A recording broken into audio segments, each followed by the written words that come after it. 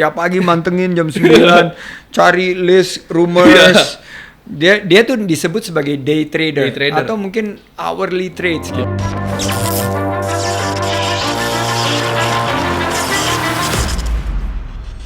Selamat datang Timothy. Thank you banget. Kelihatan masih muda banget. Iya, aku masih 20, baru turn 20 this year. Turn 20? Yes. Itu Wow, jadi kamu lahirnya tahun 2000 pas ya? 2000 pas, masih Jadi, Gen Z. Kamu masuk generasi Z ya? Z, masih Gen Z. Zilenial ya? Yes. Dan satu kehormatan sekali buat saya bisa diminta sharing ilmu. Jadi ini kali ini teman-teman pemirsa podcast Sandi Uno Open for Business. Kali ini kita akan tektokan, akan tanya-tanya. Saya akan tanya Timothy akan tanya saya.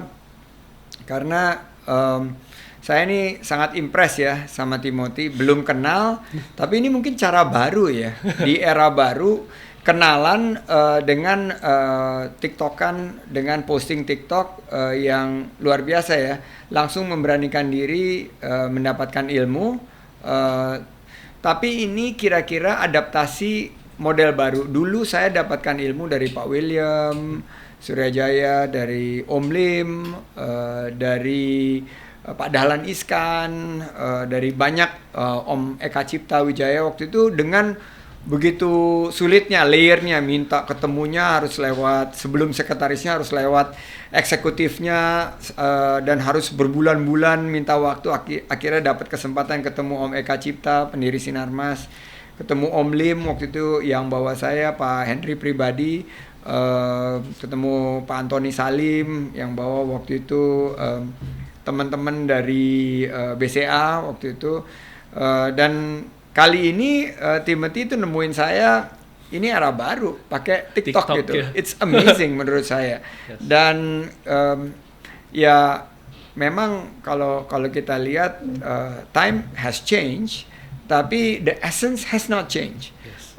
Jadi waktu berubah, metode kita berkenalan berubah, tapi akhirnya knowledge sharing, ujungnya adalah knowledge sharing. Nah, sekarang saya berikan kesempatan Timothy mau nanya apa ke saya dulu. Habis itu kita TikTokan. Saya mau nanya juga ke Timothy nanti beberapa hal-hal yang seru-seru. Silakan Tim. Oke. Jadi Bang Sandi, di dunia investasi ini, terutama di capital market ya, apalagi di pasar saham Indonesia, jadi banyak banget orang yang mengenal istilah trading. Jadi misalnya beli pagi, jual sore. Yono tuh. Ada teman saya namanya Yono, kayak begitu kerjanya tuh. Tiap pagi mantengin jam 9, cari list rumors.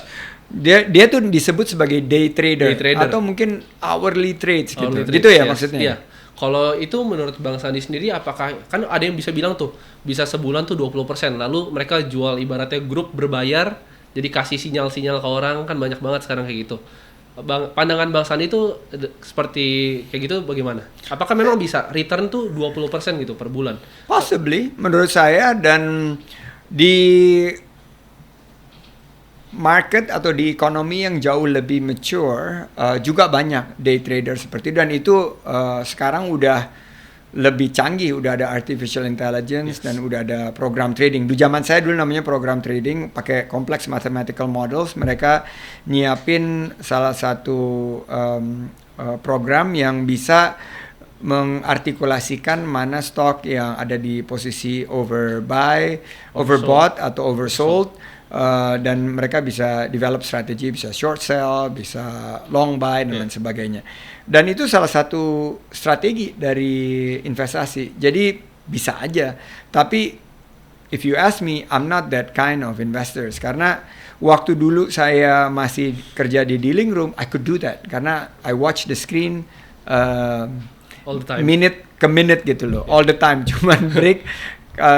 Kalau lunch itu saya kosongin posisi saya karena saya nggak mau ada perubahan mendadak pada saat kita away from our desk. Jadi buat saya sih 20% apakah itu return yang menjanjikan? Ya cukup menjanjikan, tapi itu kan high risk ya. Per bulan? Ya 20% per bulan kan cukup tinggi, dan kalau dipertahunkan itu kan ratusan persen. But it's very high risk karena banyaknya mereka trading based on technical analysis. Saya adalah mazhabnya fundamental analysis. I look at the fundamental of the investment. Saya ngelihatnya sisi fundamentalnya mulai dari market, terus sektor dan industri, dan I'm a big believer di management, di kekuatan daripada human capital. Jadi ya sebelum berinvestasi itu kita perlu go through a very tedious process ya. Prosesnya itu panjang banget dan cukup complicated atau cukup berjenjang. Dan jika kita berinvestasi itu, kita investasinya tuh rata-rata holding period kita antara 5 sampai 10 tahunan gitu, Tim. Jadi beda ya, ada yang jam-jaman kayak jam atau harian. Kita paling sweet spot kita tuh antara 5 sampai 7 tahun. 7 tahun. Berarti Bang Sandy menganut mungkin value investing ya, Bang Sandy? Iya, value investing, dan karena guru saya itu Benjamin Graham, baca bukunya Value Investing, dan kalau yang The Living Legend kan Warren Buffett ya. Jadi itu malah waktu itu Saratoga pernah dijulukin Berkshire of the East. Jadi kalau mau lihat di pasar Indonesia, di Southeast Asia yang punya filosofi sama dengan Berkshire Hathaway itu, waktu itu kita ingin emulate, ingin berguru sama Warren Buffett, dan kita saya sampai sekarang juga masih investor di saham Berkshire gitu, walaupun banyak turun, tapi saya pegang untuk long term. Okay. Kenapa Bang Sandy pilih value investing di antara metode fundamental yang lain, contohnya seperti growth investing, mungkin macro investing yang kayak Ray Dalio? Kenapa bisa choose value investing? Karena saya melihat bahwa value investing itu in the long run akan bisa memberikan return yang above market secara konsisten. Kalau kita tarik misalnya bicara 25 sampai 50 tahun. Karena kan we are investing not just for today or next year or 5 years from now.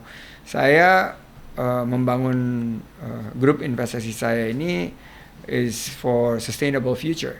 Jadi yang paling cocok, dan juga yang paling cocok dengan karakter saya dan mitra saya Pak Edwin, adalah value investing. Kita mencoba mencari satu peluang di mana nilai intrinsic value dan real value-nya itu ada gap yang bisa kita realisasikan dengan active part of investment. Jadi kita nggak pernah passive investing, tapi kita active investing. Jadi kalau kita misalnya, walaupun kita mungkin punya saham hanya 10%, 7%, tapi kita aktif, kita kalau diminta kita duduk di board, kalau lebih dari 20-25% biasanya kita duduk di board commissioners. Malah di beberapa investasi yang awal-awal saya malah jadi CFO-nya perusahaan tersebut. Saya pernah jadi CFO-nya Adaro, saya pernah jadi Chief Strategist-nya di Tower Bersama, di MPM, and I would like to ask you about MPM later. Saya juga sempat duduk di beberapa komite untuk ngedrive long term strategy mereka. But I left the business kan di 2015-2016 ya. Sekarang ini saya udah serahkan semuanya kepada profesional. Whether they will keep value investing as their credo sebagai core strateginya, saya nggak tahu, karena ini kan anak-anak muda sekarang yang CEO-nya usianya 30-an tahun, Chief Investment Officer-nya juga ya sekitar segitu, hanya CFO-nya yang lebih senior, tapi yang lain udah anak-anak muda semua. Okay. Bang Sandi kenapa choose 3 sektor itu? Mungkin di energy, infrastructure, and consumer goods. Kalau misalnya Bang Sandi bilang itu sebagai Berkshire-nya dari East, kenapa nggak let's say di financial services? Apakah Bang Sandi nggak melihat financial services sebagai industri yang atraktif di Indonesia gitu? Kita melihat pada tahun 98 sampai 2000-2001 di awal-awal itu tahun-tahun pertama Saratoga, kita mencoba membangun tema. Theme kita atau thematic investments kita waktu itu post crisis adalah gimana mencari mismatch dari balance sheet yang mungkin mereka temporarily kena hit, US dollars-nya meningkat secara tajam, dan hutangnya mungkin di US dollars, tapi kita lihat juga yang income-nya US dollars. Nah, perusahaan-perusahaan berbasis ekspor tapi memiliki cost base rupiah, itu yang kita sasar dulu di 3 tahun pertama. Nah, kita mulai berinvestasi mulai dari manufacturing, terus kita lihat forestry, and then starting coal, oil and gas. Loh, kok ini banyak natural resources? So then we started our strategy to invest in the theme of natural resources. Jadi natural resources itu Indonesia punya both competitive dan comparative advantage.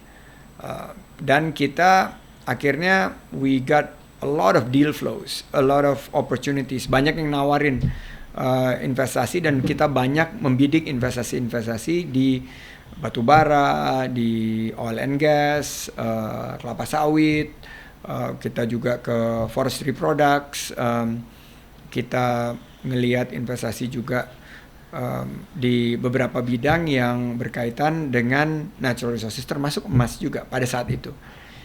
Nah, itu jadi satu core strategi sendiri. Tapi di tahun 2002 terpicu dengan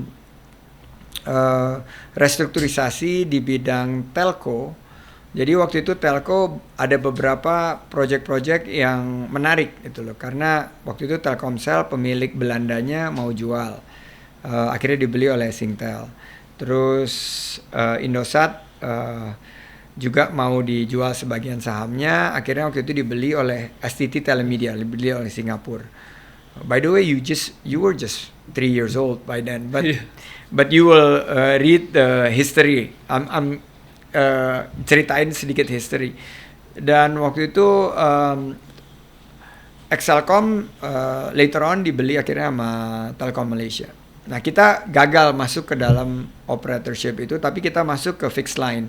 Waktu itu kita masuk di pengelolaan telekomunikasi di wilayah Jawa Tengah, sebagian di Jawa Barat kita restrukturisasi.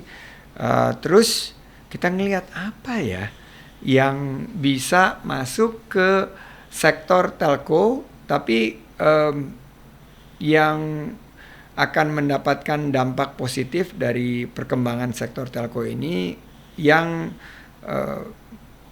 bisa dikatakan sebagai infrastructure services. Jadi memberikan value added services ke para penyedia jasa telekomunikasi ini.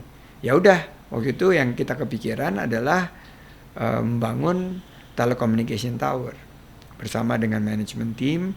Waktu itu kita dirikanlah cikal bakalnya tower bersama infrastructure group, dan itu dimulainya literally dari 7 tower. I remember satu tower waktu itu costnya 700 juta. So with bank dan segala macam, I remember modal awalnya itu sangat rendah. And then we started buying towers. Kita beli beberapa tower dari existing operators, and then we grew. Di pertengahan tahun 2007 kita bilang, hey, ini ada emerging theme, yaitu infrastructure. Karena Indonesia udah kelar dari krisis, sudah hampir 10 tahun, graduate dari krisis, sudah saatnya mulai berinvestasi di infrastruktur. Nah, disitulah kita mulai invest di power plant, jalan tol, and infrastructure related stuff kayak construction. Kita bangun jalan tol Cipali, kita beli saham di Medco Power bersama dengan grup Medco. Terus kita beberapa proyek-proyek infrastruktur juga kita lakukan. So it become another cluster of thematic investments. Apakah natural resources kita tinggal? Kita refine strateginya di sini. Yang bisa kita exit seperti forestry product, kelapa sawit itu kita exit. Yang coal majority kita kecuali Adaro karena Adaro itu jadi platform dan Tower Bersama juga jadi platform. Dan sebagian daripada investasi yang sudah mendapatkan good above market return itu kita exit. Nah di tahun 2007 gitu kita starting fundraising, bertemu dengan banyak investor, dan salah satu yang menjadi minat daripada investor untuk investasi di Indonesia karena ada populasi yang besar, middle class yang sangat sehat, pertumbuhannya, bonus demografi adalah consumer goods and services. Disitulah saatnya kita waktu itu masuk consumer goods and services, kita masuk ke otomotif, kita masuk ke barang-barang konsumsi, termasuk later on kita invest juga di hospitals yang masuk ke dalam specialty group dari jasa layanan masyarakat. Nah itulah jadi 3 pilar dari grup kami, yaitu energy atau natural resource base, infrastructures, dan consumer goods. Sampai sekarang these themes masih tetap jadi core strategies daripada kita, walaupun if I look back, apakah ada penyesalan? I think we terlalu meremehkan, atau bukan terlalu meremehkan, tapi terlalu sibuk sehingga akhirnya nggak pay enough attention ke teknologi.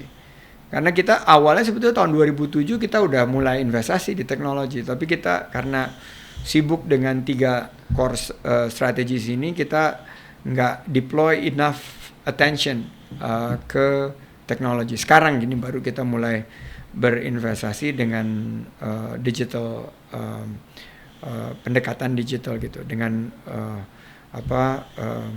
fokus di digital disruption sama data revolution. Jadi memang Saratoga akan pivot mungkin ke depannya untuk lebih ke digital, atau tetap stick to 3 core. Let's say kalau Bang Sandi tahu, mungkin Northstar kan dia di digital ya, seperti Gojek dan mungkin edtech lainnya. Apakah Saratoga ke depannya akan seperti itu? Eventually I will leave it to the management team sekarang, tapi if they ask me, karena sekarang saya sebagai pemegang saham kan, I leave it to the professionals, mereka yang manage. Tapi kalau misalnya mereka tanya ke saya, bahwa saya lihat ya memang mau nggak mau mereka harus fokus di digital aspect of the business, dan bisnisnya boleh apa aja tapi harus ada aspek digitalnya, harus ada persinggungannya dengan disrupsinya, yaitu disrupsi digital. Kalau ngomongin soal consumer goods, kan tadi ada satu MPM yang menarik yang Bang Sandi bilang. Aku pengen tahu kayak apa yang Bang Sandi lihat dari MPM, karena kalau misalnya aku kan mungkin masih awam ya. Aku cuma lihat dari mungkin secara value, balance sheet-nya oke atau enggak. Aku bandingin antara company, comparable multiple analysis. Kalau Bang Sandi mungkin lihat apa yang spesial dengan bisnisnya MPMX? Bisnisnya otomotif, two-wheelers, dan four-wheelers waktu itu. Ada motor, ada mobil. Ada juga spare parts, sama ada consumables kayak lubricants. Itu juga big business dulu ya, waktu saya pertama kali ini. Ini kan perusahaan inisiasi oleh mentor saya, Om William. Jadi waktu mereka restrukturisasi itu Saratoga masuk, dan actually we did very well. Nah, waktu 2012-2013 we took MPM public, kita ngelihat bahwa ini adalah bagian dari satu strategi untuk merealisasi pilar consumer goods yang dibangun di Saratoga. Dan the company is doing very well, generating a lot of cash, paying a lot of dividends. Tapi, nah saya sekarang gantian mau nanya, what would you do differently? Dan buat teman-teman yang bisa nyampein ke manajemennya Saratoga, kita dengar nih, idenya Timothy apa nih? Karena waktu di TikTok itu with a very cheeky way, you said you have ideas on how to realize better valuations for MPM. Menurut kita bahwa akhirnya kita jual waktu beberapa tahun lalu,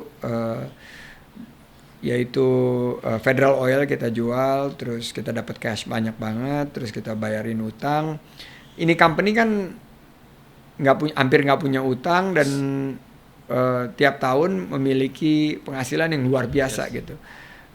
Dan tadi kan bicara mengenai financial service, MPM ini ada financial service-nya juga, ada di consumer finance. Jadi to be honest, saya udah resign di 2015-2016, jadi nggak terlalu mengikuti. But I do believe they have great management team. They are very hardworking group. Tapi nggak tahu ya harga sahamnya kayaknya. Coba kita lihat berapa harga sahamnya sekarang. Nah, sebenarnya ini sih question aku Bang Sandi. Aku bring up MPM. Aku lihat perusahaannya kan. Karena aku lihat perusahaan yang diinvest sama Saratoga. Jadi kan mungkin Bang Sandi knows something yang orang lain nggak tahu gitu. Jadi di saat aku lihat MPM 336 bro. Yes. Gila, ini sih dia 336 itu berarti kan nilainya 1,5 T. Mungkin cashnya lebih dari 1,5 T perusahaannya. Nah itu yang aku. Ini kalau saya jadi investor mah saya beli.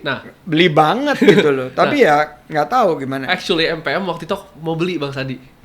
Nah tapi aku lihat harga saham di Indonesia tuh kayak stagnan sahamnya.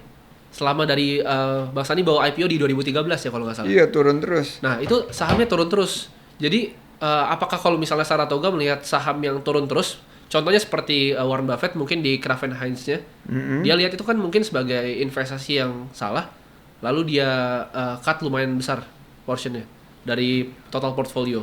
Apakah misalnya di Saratoga itu MPM nih misalnya nggak memberikan return yang, kecuali Bang Sandi kan mungkin bawa dari private ya waktu itu ya? Dari private ya. Jadi sebenarnya udah returnnya udah lumayan udah bagus. Tapi ini aku lihat ya, mungkin yieldnya 26%. Yes, very high. It's crazy, very high. Balance sheetnya excellent.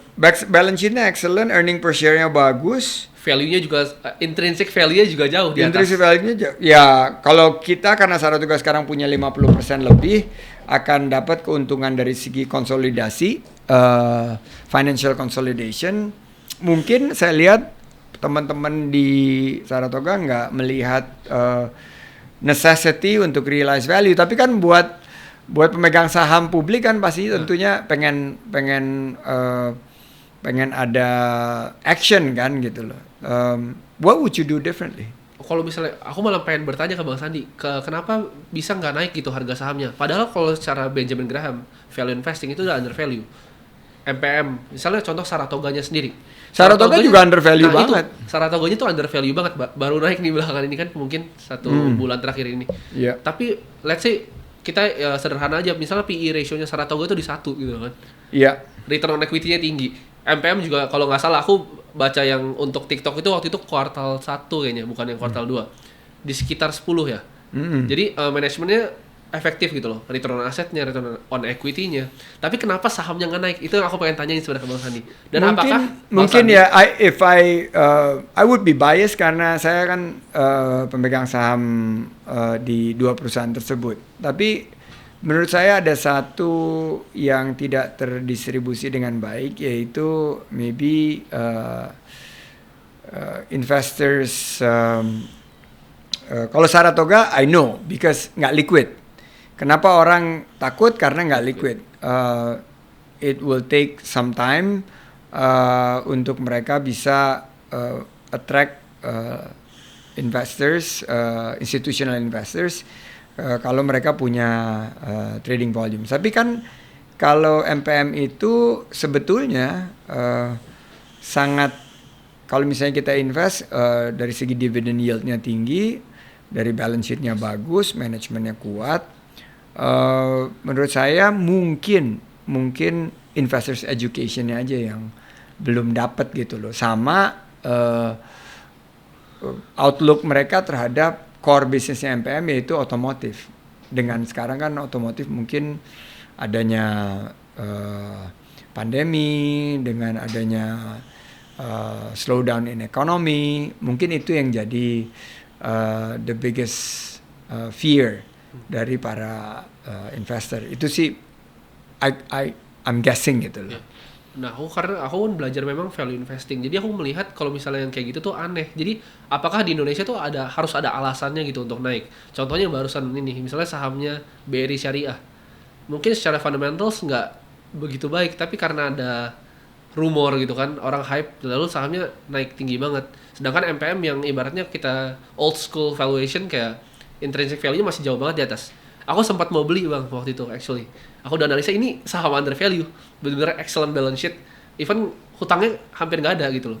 Kok bisa orang nggak lirik ini? Karena kalau misalnya Peter Lynch bilang perusahaan yang balance sheetnya bagus itu nggak mungkin bangkrut kan ibaratnya. Jadi kenapa investor di Indonesia itu nggak tertarik, dan apakah karena investor juga, education yang tadi disampaikan bahwa orang lebih tertarik dengan technical analysis, juga orang yang seneng yang rumors gitu, kayak kemarin yang mau merger 3 bank syariah ini kan hits banget gitu loh.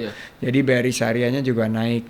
Nah, manajemen MPM Saratoga mestinya juga sekarang ya, kalau dilihat pasca pandemi ini harusnya juga mulai memikirkan strategi gimana agar value dari MPM ini lebih terapresiasi.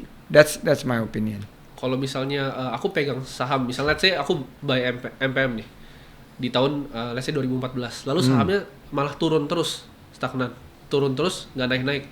Nah, kalau Bang Sandi di Saratoga apakah ada decide akan mau keluar atau memang akan ditahan terus sampai balik ke valuation yang memang udah timnya udah research gitu? Kemarin di bawah MPM tuh ada perusahaan Federal Oil, which is like one of the biggest investments of MPM, itu dijual tuh. Jadi kalau kita lihat value, ada yang tawarannya menarik, tentunya dengan kita nggak akan mungkin jual something grossly undervalued kayak MPM gitu loh, karena it's a great business, good management team, creating a lot of cash, nggak di-appreciate market ya so be it. Mungkin begitu pandangan teman-teman di Saratoga, selama kita bisa konsolidasi keuntungannya terkonsolidasi di financial statementnya Saratoga dan kita dapat valuationsnya in that regard.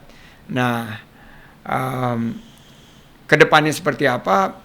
I don't know. I would not want to second guess. Tapi bagi saya mungkin ya pada saatnya mereka akan deploy strategies untuk make sure the market valuations juga nggak terlalu jomplang gitu. Bang Sandi kan pasti dalam perjalanan investasinya itu pasti mungkin ada investasi yang salah. Kayak how do you know ini kayak hal yang salah gitu? Nggak malah double down lagi gitu di investmentnya. Kita di Mandala, it was a very wrong investments. We cut loss. Kita jebol di situ. Jebolnya spektakuler lagi dalam waktu less than 2 years waktu itu. Jadi kalau lihat pengalamannya Quilby ya, they raise billions of dollars. Dia lihat strateginya salah. Mereka bite the bullet, kembaliin duit investors. Kita juga lakukan hal yang sama. Kita bite the bullet, we cut loss, we move on. Kita pernah juga in my time itu ada beberapa investasi sih, seperti we bought investments di bidang logistics. Lumayan sih, it produce good income, tapi it's not IRR-nya nggak nyampe ke apa yang kita harapkan. Akhirnya kita jual, not at a loss, kita masih dapat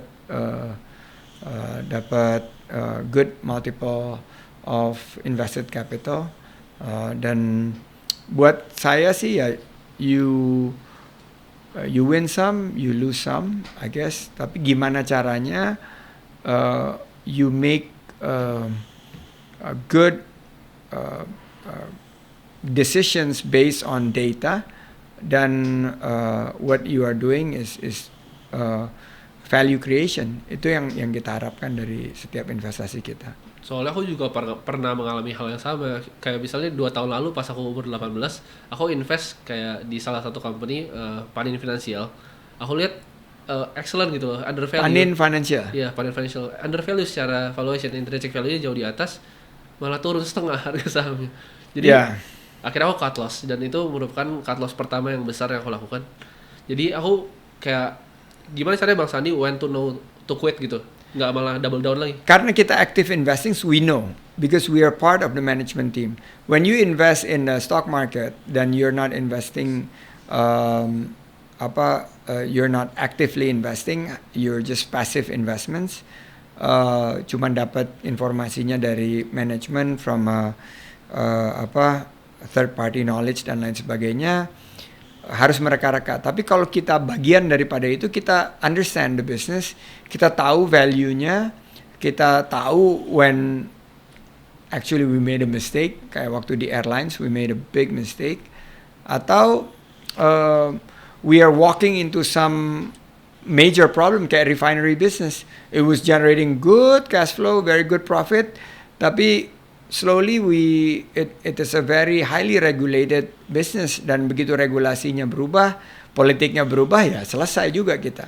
Jadi we made some mistakes, and hopefully those mistakes jadi batu loncatan kita. Jadi I never think that kegagalan itu adalah the end of the world. It's basically kegagalan itu adalah anak tangga menuju kesuksesan.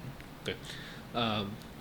Bagaimana cara Bang Sandi itu melakukan due diligence dalam misalnya analisa suatu bisnis, misalnya dari sekian banyak, kan pasti yang ibaratnya investasi yang open untuk Saratoga tuh banyak banget kan, pasti opportunities.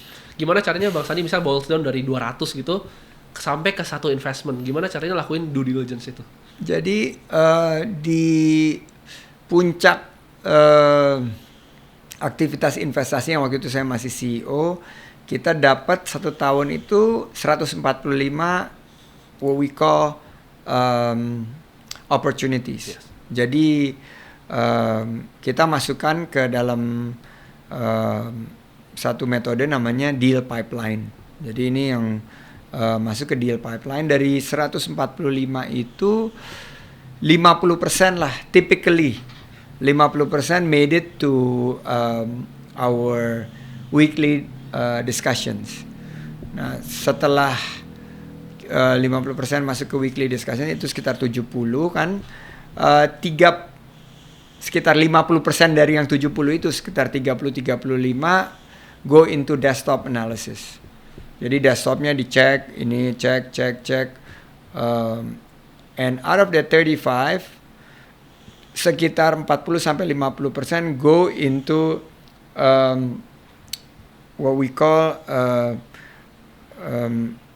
first and second meetings with potential investee companies.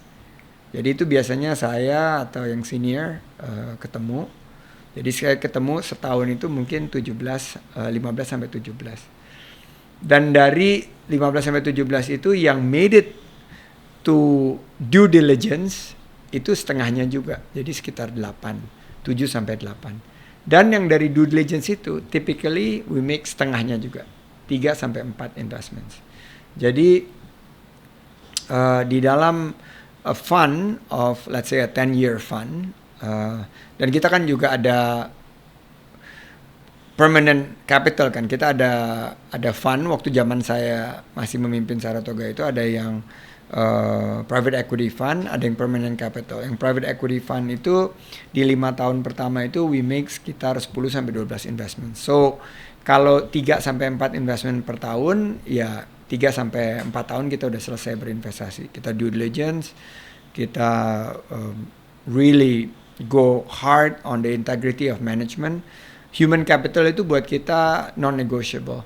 bahwa each and every single investments must be supported by a very strong human capital. Jadi kita value CEO-nya, kita value dari segi karakter, consistency, dari segi commitment dan competence.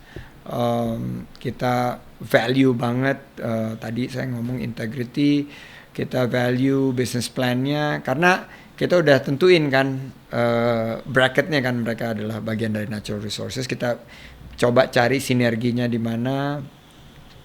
Merdeka itu one of my relatively I started the discussions and I negotiated it dari nol ya.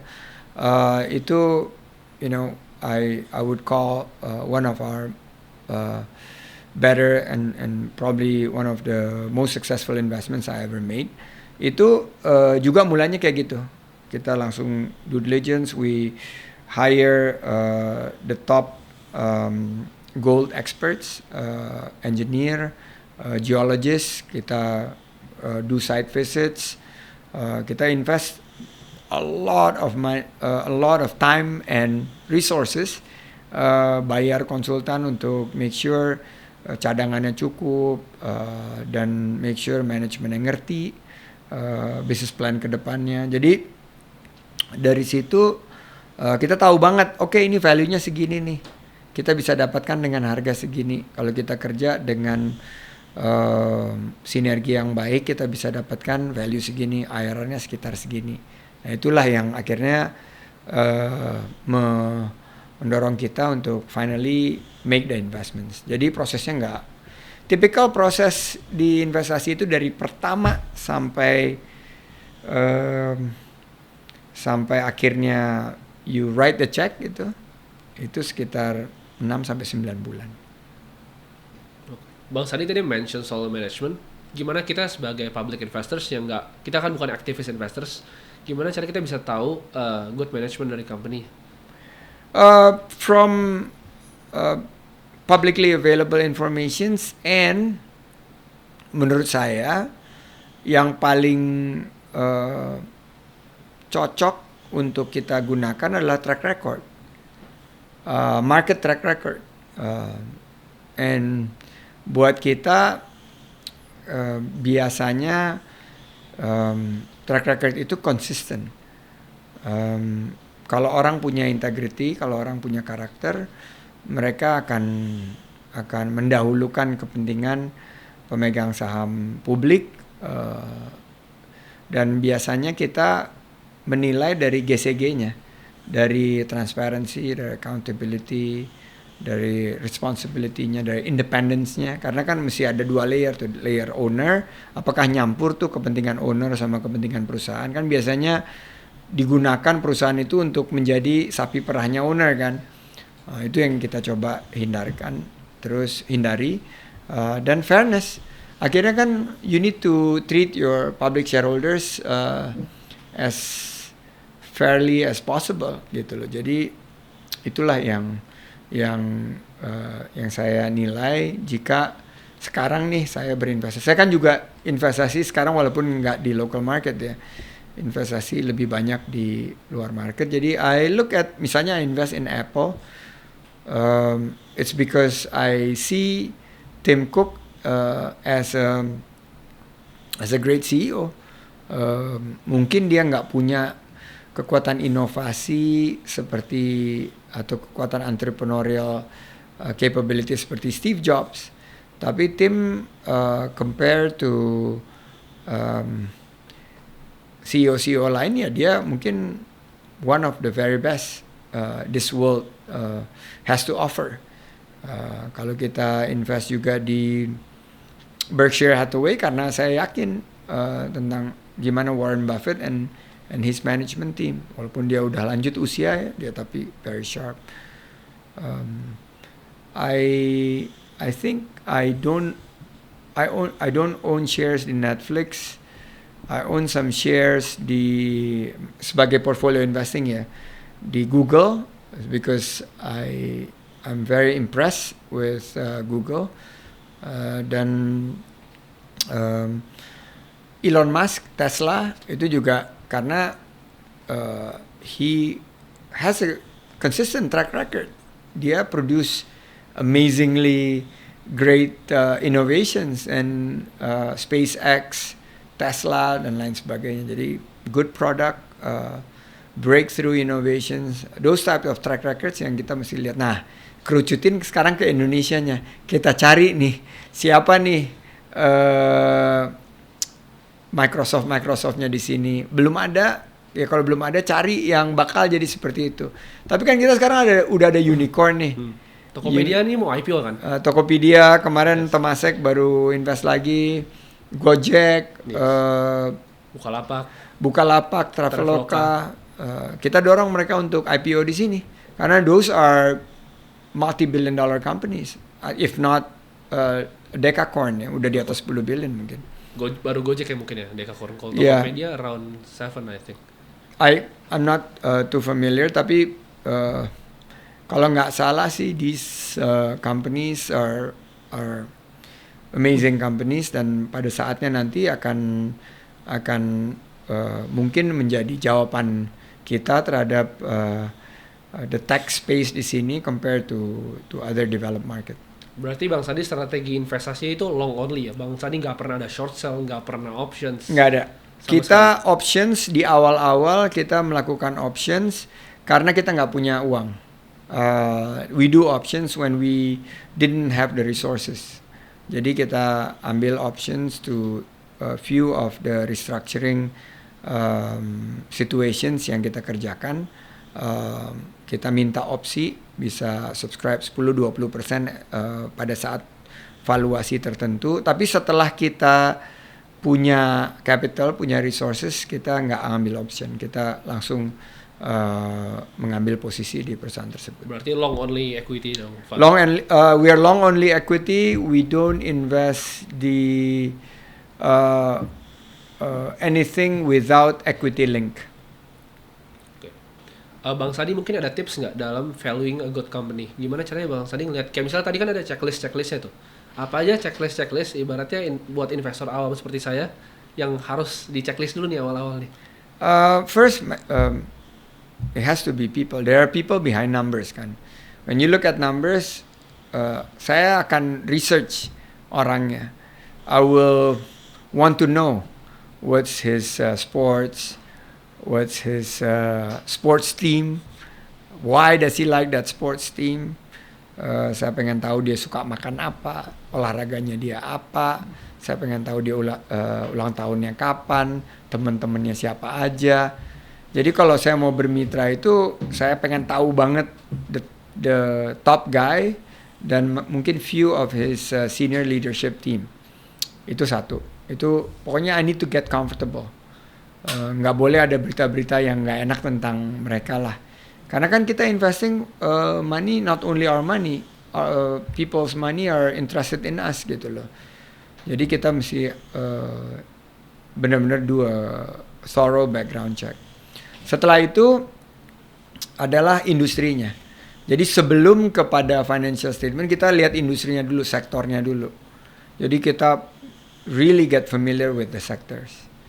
Nah, mau itu energi atau itu infrastruktur maupun consumer goods, kita benar-benar ngerti banget gitu loh. Kayak waktu terakhir kita mau invest di misalnya Deltomed, itu saya mesti seneng banget makan antangin gitu loh. Dan I really need to like the product and I want to know strategy going forward. Makanya dia sekarang in a very good situations karena that's how we spot the trend 3, 4, 5 years ahead. Ya pandemi ini sih in my opinion it's a black swan, tapi ini berkaitan dengan theme yang waktu itu kita bangun.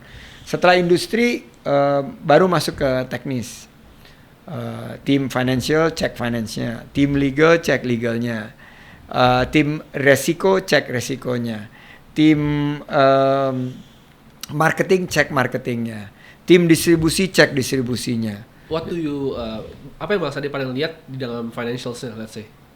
I will look at cash karena income, profit loss itu a lot of I would look at cash. I'm a plain cash is seeking kind of investors.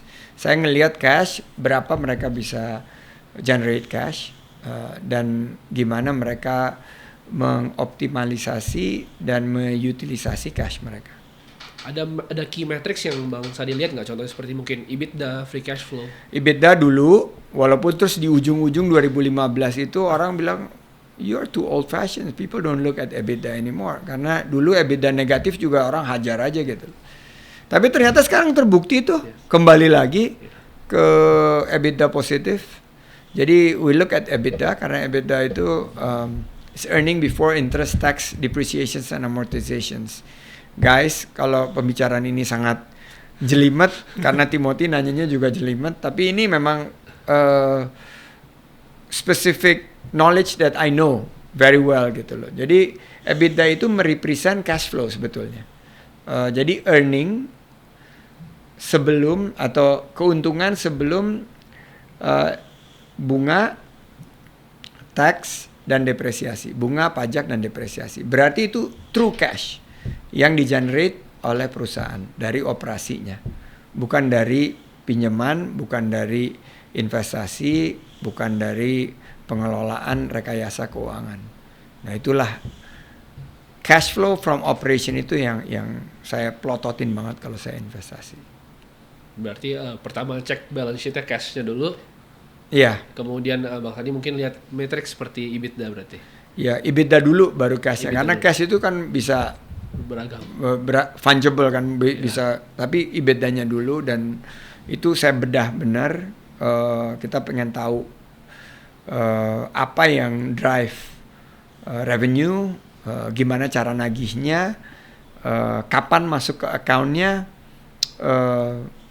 financing apa yang mereka lakukan untuk mengoptimalisasi accounts receivable mereka, cost of goods sold-nya mereka berapa yang harus bayar cash, berapa yang bisa melalui term payments, berapa true operational cost, berapa fixed cost, berapa G&A, General and Administrative Expense. Itu kan mau income-nya berapa nggak berubah tuh segitu terus. Jadi itu sih yang saya fokusin, dan biasanya saya sendiri tuh yang ikut hadir di due diligence meetings.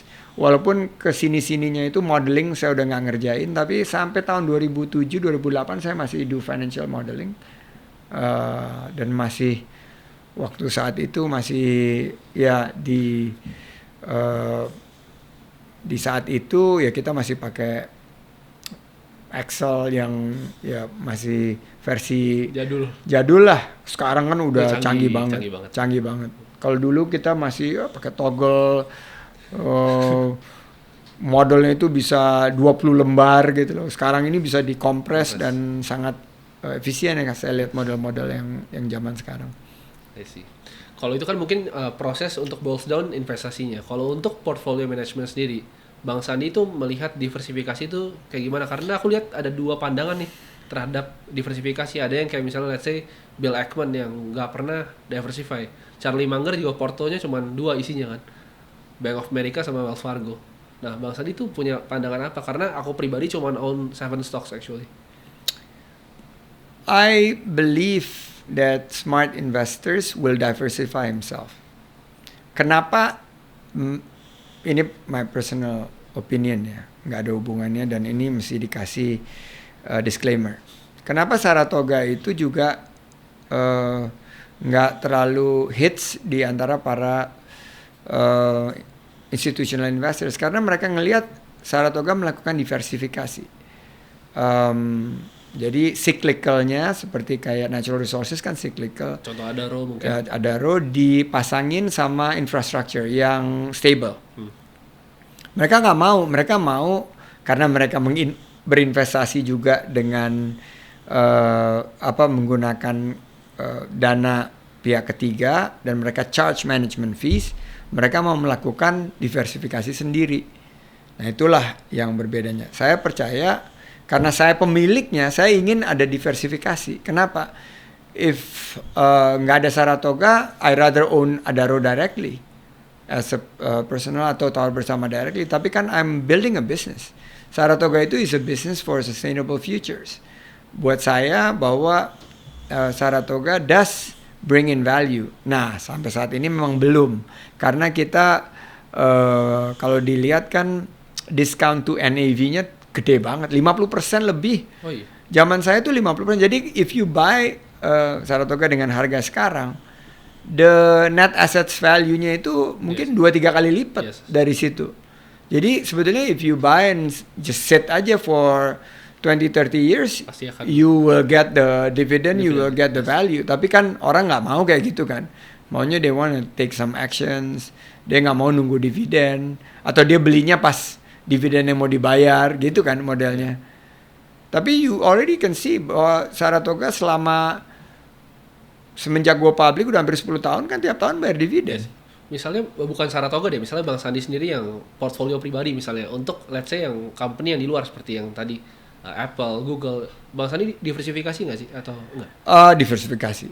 Saya diversifikasi sekali. My model portfolio itu adalah equity 25-30%, fixed income 35-40%, sisanya itu campuran real estate, commodities, private equity. I do invest in private equity managed by other people also gitu loh. Jadi itu sih fixed income sama ini, dan I tend to focus more on US dollars. Karena Indonesia is a US dollar economy juga kan sebetulnya. Jadi saya diversify banget, dan per hari ini I hold very little cash karena cash nggak ada returnnya sama sekali, dan cash ini typically people hold antara 20% gitu. Sekarang I think they push it really low to about 10% ish. Jadi kita taruh di other yield generating investments, dan dividend stocks itu juga sekarang back in demand karena ada dua universe kan, ada yang pandemic winners sama pandemic losers. Well, I wouldn't say losers, lebih cyclical gitu. Karena these are good companies, tapi sebentar lagi down aja. Begitu nanti balik ini akan ada pent up demand. Jadi I'm starting selectively looking at some really good company with good potentials yang sekarang lagi depressed. Nah itulah yang I look to invest. Sisanya mungkin di fixed income. Kalau misalnya Bang Sandi lihat aku misalnya masih muda kan, mungkin risk tolerance aku pasti beda dengan Bang Sandi. Mungkin Bang Sandi consider untuk diversifikasi seperti Bang Sandi atau enggak? Atau itu diversifikasinya untuk protect wealth-nya Bang Sandi, bukan untuk generate? If I were your age, umur 20, and sekarang dengan adanya longevity dan lain sebagainya, you will likely to live until another 80 years. Itu sih I would focus on the unstoppable trend, the global unstoppable trend. Jadi trennya seperti digitalizations, trend healthcare, longevity itu another trend. Data revolutions is another trend. Alternative energy, that's another trend. Terus in my opinion juga kalau kita ngelihat the rise of Asia, gimana pun juga pendulumnya akan pindah dari Eropa sama Amerika ke Asia. Dan terakhir menurut saya sih fintech is huge. Saya udah lagi nyoba hampir, kecuali tadi ya, saya udah nggak pegang cash, udah hampir 6 bulan nggak pegang cash yang di kantong gitu loh. Semuanya dipakein pakai e-wallet, dan kecuali ada hal-hal yang spesifik kayak mesti kasih tip orang itu belum semua orang bisa dikasih pakai QRIS gitu kan, pakai QRIS. Tapi I think sebentar lagi di Indonesia akan turun tajam, apalagi dengan COVID gini. Jadi apa tuh tadi 6 ya, fintech, Healthcare. data revolusi, digital disruptions, healthcare, alternative energy, and the rise of Asia. Nah, itu kan mungkin di sisi equity-nya. Untuk Bang Sandi, saranin aku portfolio bikinnya gimana? Let's say kan kalau sekarang aku If I were you, I would 100% equity. Jangan juga. I would heavy on equity 60. 60.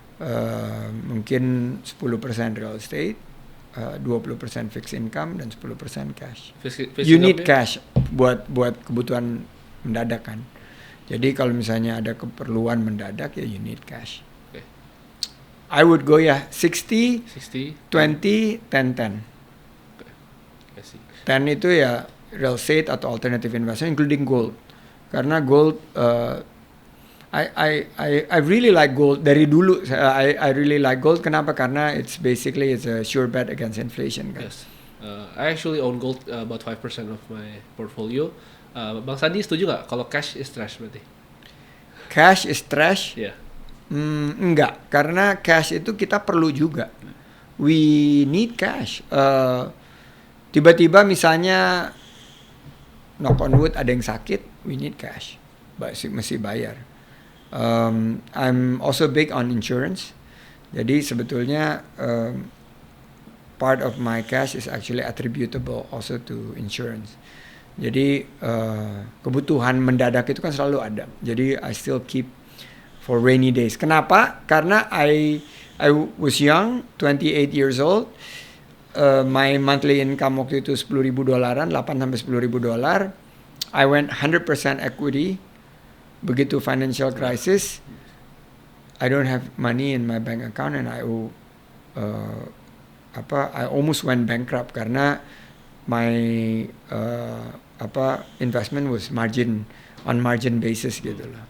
Jadi I promised myself and my wife bahwa saya nggak akan bawa kita kembali ke tahun 97 lagi. Jadi sekarang I build cash reserve. Di dalam 60% portfolio equity, idealnya berapa stocks yang I should own gitu? Depending if you're doing active investing or actively monitoring investing, I would not go more than. Di Indonesia yang investable juga cuma 20. Ya, itu, Unfortunately, itu aku tanya banget. cuma 20. LQ45, tapi the top 20 of the LQ45, I would not go. With all due respect kepada my own companies, tapi ya you go with the Astras, you would go with the BCAs, Mandiris. Iya, the Mandiris kan kayak gitu kalau mau portfolio investing ya, gitu. Jadi nggak banyak yang investable juga di sini gitu loh. Tapi menurut saya just be patient, nanti akan ada good companies yang emerge and worth to invest. Kalau aku pribadi aku cuman ya I own only 7 companies ya, satunya BCAs, Mandiris. Iyalah. Aku cuman hold mungkin untuk ya 10-15 tahun nikmatin dividen capital gain kalau aku invest seperti itu sih. Thank you banget Timothy. Ini buat netizen mungkin akan sangat membingungkan kalau nggak mengerti dan biasanya lihat konten saya itu banyak happy-happynya. Kali ini kita serius banget ngomongin tentang investasi. Tapi guys, saya tuh impress banget sama Timothy karena dia tuh ngegali banget ilmu dari saya. Walaupun saya nggak terlalu in charge lagi di dunia investasi, tapi basicnya masih kurang lebih sama. Jadi I encourage you, saya mendorong Timothy untuk memperluas wawasan, terus berinvestasi, bantu pemulihan ekonomi kita, karena dengan berinvestasi kita juga ikut memutar roda perekonomian kita, membuka lapangan kerja dan membantu UMKM, karena walaupun big business yang kita invest, tapi mereka juga kayak seperti Astra ada 60.000 UMKM di bawahnya Astra. I'm sure di bawah Mandiri juga ada jutaan UMKM dan BRI juga ada jutaan UMKM yang terbantukan dengan investasi kita. Sip. Terima kasih udah gabung selama 1 jam lebih bersama Timothy, Aku kira baru 30 menit tadi. time flies. Saya ucapkan terima kasih Timothy. Thank you banget Bang Sandi udah diundang. Dan Banyak banget ilmu yang luar biasa. Keep in touch. Sukses. Dan I see you at the top.